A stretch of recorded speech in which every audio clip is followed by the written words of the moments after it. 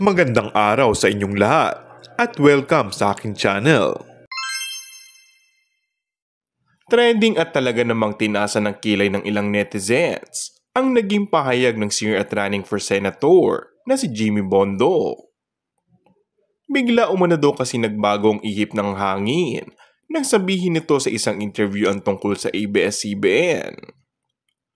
Ayon dito, ABS-CBN Entertainment is still the best in the world.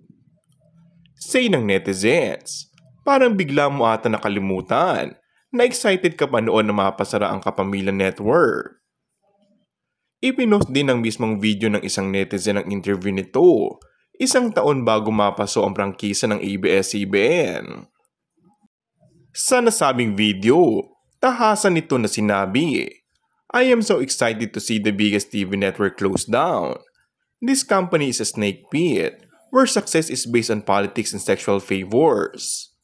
Nobody dares to talk about it because they either benefit from it or they would rather not have them as enemies." Biglang kambyo umano ito dahil tatakbo bilang senator ngayon. Samantala, kanya-kanyang paalala ang ilan na hindi nakakalimot sa ginawa ng ABS-CBN Network ngayong nalalapit na ang halalan.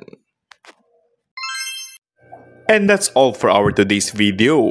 Kung bago ka lang sa aking channel ay mag-subscribe at pindutin na rin ang notification bell. Maraming salamat!